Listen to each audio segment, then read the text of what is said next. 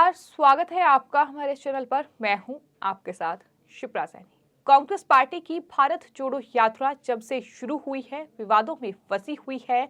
अब इस यात्रा के समापन चरण के दौरान कांग्रेस पार्टी के नेता राहुल गांधी जम्मू कश्मीर में 8 दिन बिताएंगे और इसको लेकर अभी से सियासी घमासान शुरू हो गया है। बीजेपी के नेता और केंद्रीय मंत्री जितेंद्र सिंह ने राहुल गांधी पर निशाना साधते हुए बड़ा बयान दिया है। उन्होंने कहा कि राहुल गांधी गुजरात से गुजरे तो बीजेपी की सीटों में 10 से 15 का इजाफा हो गया। हिमाचल में नहीं गुजरे तो सबने देखा कि आखिर क्या हुआ। इसके साथ ही उन्होंने कहा कि अगर वो जम्मू कश्मीर से गुजरेंगे तो यहाँ बीजेपी और ज्यादा मजबूत हो जाएगी। ये बड़ा बयान जितेंद्र सिंह की ओर से दिया गया है, जो कि केंद्रीय मंत्री हैं। तो जाहिर तौर पर राहुल गांधी की भारत जोड़ो यात्रा लगातार विवादों में रही है। न सिर्फ राहुल गांधी की वजह से, बल्कि तमाम जो बीजेपी के नेता हैं, तमाम जो लोग हैं, उन्होंने राहुल गांधी की भारत जोड़ो यात्रा को निशाने पर लिया। सवाल राहुल गांधी से ये पूछा गया कि जिन राज्यों में चुनाव है, आखिर वहां से राहुल गांधी इस यात्रा को क्यों नहीं गुजार रहे हैं, यानी गुजरात और हिमाचल प्रदेश में ये यात्रा क्यों नहीं निकाली गई है। ये सवाल लगातार राहुल गांधी से पूछा गया और शायद यही वजह है कि अब केंद्रीय मंत्री जितेंद्र सिंह ने भी ये बड़ा हमला राहुल गांधी पर बोला है और कहा है कि गुजरात में राहुल गांधी ने एक दिन चुनाव प्रचार किया और उसका नतीजा ये हुआ कि बीजेपी ने ऐतिहासिक जीत गुजरात में दर्ज की। 10 से 15 सीटों का इजाफा हो गया। ये बड़ी बात उनकी तरफ से कही गई। आपको बता दें, इससे पहले भी कई बीजेपी के नेता राहुल गांधी पर निशाना साध चुके हैं। इसी कड़ी में केंद्रीय मंत्री प्रहलाद जोशी ने राहुल गांधी पर तंज कसते हुए ये कहा कि आप सभी लोग उनको गंभीरता से क्यों लेते हैं। इसके साथ साथ ही उन्होंने ये भी कहा कि बीजेपी के राज्य में सभी संस्थान अच्छे से काम कर रहे हैं। ये बड़ी बात उनकी तरफ से कही गई। तो राहुल गांधी के गुजरात आने से बीजेपी को फायदा हुआ है, ये साफ तौर पर केंद्रीय मंत्री जितेंद्र सिंह का कहना है। उन्होंने ये कहा कि भारत जोड़ो यात्रा रोककर राहुल गांधी ने एक दिन के लिए गुजरात में चुनाव प्रचार किया था, जहां नतीजे कांग्रेस के लिए बेहद ज्यादा खराब रहे। इसके साथ ही राहुल गांधी ने हिमाचल में कोई चुनाव प्रचार ही नहीं किया। यहां कांग्रेस ने मैदान मार लिया, सरकार बना ली, लेकिन जाहिर तौर पर वोट जो है वो कहीं ना कहीं परसेंटेज अगर बात की जाए तो वो कम देखने को मिला। इसी पर तंज कसते हुए केंद्रीय मंत्री जितेंद्र सिंह की ओर से ये तमाम बातें कही गई और ये कहा कि जम्मू कश्मीर से अगर वो गुजरेंगे, जैसा कि कांग्रेस पार्टी की ओर से जानकारी दी गई है कि 8 दिन राहुल गांधी जम्मू कश्मीर में बिताएंगे, तो ऐसे में बीजेपी को और ज्यादा मजबूत करने का काम वो इस दौरान जम्मू कश्मीर में करेंगे। ये बीजेपी नेता और केंद्रीय मंत्री जितेंद्र सिंह को पूरी उम्मीद है और शायद यही वजह है कि उनका इस तरह से ये बड़ा बयान सामने आया है। आपको ये बता दें कि भारत जोड़ो यात्रा जो कि लगातार विवादों में रही है, कभी वीर सावरकर की तस्वीर इस भारत जोड़ो यात्रा में नजर आई तो कभी राहुल गांधी की महिलाओं के साथ जो तस्वीर है वो काफी ज्यादा वायरल हुई। सवाल ये भी उठे कि गुजरात और हिमाचल में चुनाव प्रचार करने के बजाय राहुल गांधी लगातार भारत जोड़ो यात्रा निकाल रहे हैं और उन राज्यों से ये यात्रा नहीं निकाली जा रही है जहां पर चुनाव प्रचार होना है। वहीं बात अगर राजस्थान की की जाए तो राजस्थान में इस यात्रा का विरोध ही कांग्रेस पार्टी के नेताओं की ओर से किया गया, जो कि सचिन पायलट के खेमे के नेता थे।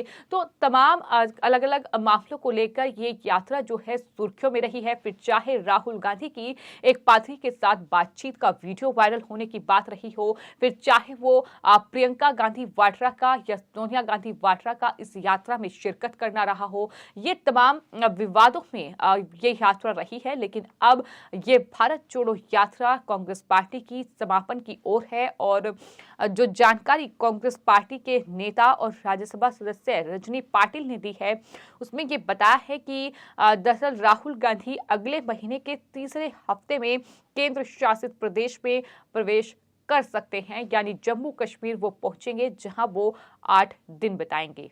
तो उनकी तरफ से जो जानकारी दी गई है उसमें ये कहा गया है कि इनमें से 4 दिन वो जम्मू में रहेंगे, जबकि 4 दिन कश्मीर में गुजारेंगे। तारीख और मार्ग अभी तय नहीं है, लेकिन तैयारियां शुरू हो गई हैं। तमाम वो आम जनता से मुलाकात करेंगे। राजनीतिक, सामाजिक और गैर सरकारी संगठनों से इस यात्रा में शामिल होने की अपील जो है वो कांग्रेस पार्टी की ओर से की गई है।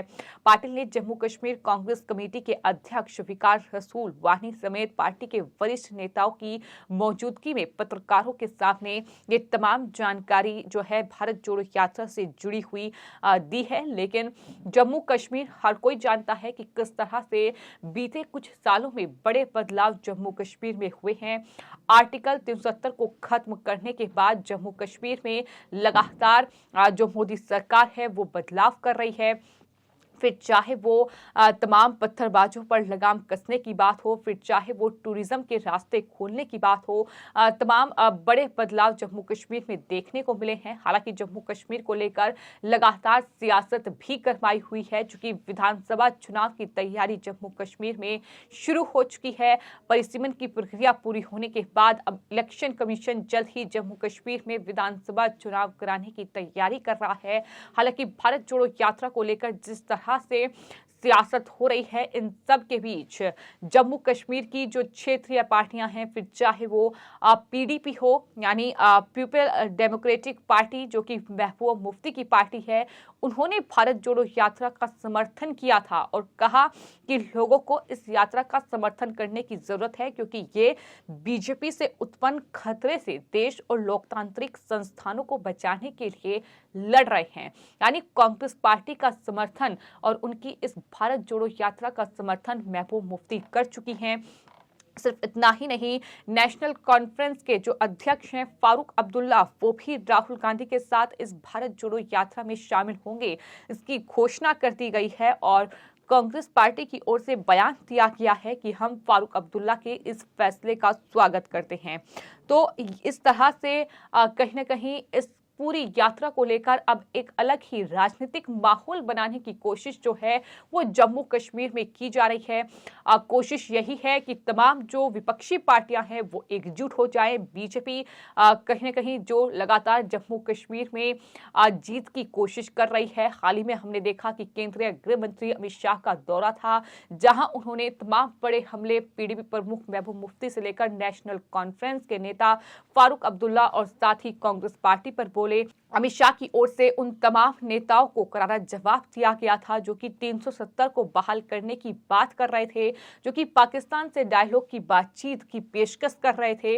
उन तमाम नेताओं को अमित शाह की ओर से जवाब दिया गया। तो कुल मिलाकर जम्मू कश्मीर आने वाले कुछ महीनों में कहीं ना कहीं सियासत का एक बड़ा केंद्र बनने जा रहा है, क्योंकि आर्टिकल 370 हटने के बाद जम्मू कश्मीर को केंद्र शासित प्रदेश बनाने के बाद ये पहला विधानसभा चुनाव जम्मू कश्मीर में होगा और देखना दिलचस्प होगा कि आखिर किस तरह का राजनीतिक माहौल जम्मू कश्मीर में देखने को मिलता है। सुरक्षा के पुख्ता इंतजाम जाहिर तौर पर, जो कि एक बेहद ही संवेदनशील क्षेत्र कह सकते हैं जम्मू कश्मीर रहा है, जिस तरह से आतंक का से साया जो है जम्मू कश्मीर पर रहा है, लेकिन कुछ बड़े बदलाव पिछले कुछ सालों में देखने को मिले हैं और देखना होगा कि जम्मू कश्मीर में राहुल गांधी की भारत जोड़ो यात्रा का कितना असर देखने को मिलता है और क्या, जैसा कि बीजेपी नेता दावा कर रहे हैं कि बीजेपी को इसका फायदा होगा, तो ये आने वाले वक्त में जब चुनाव होंगे और नतीजे सामने आएंगे उससे ही साफ हो पाएगा।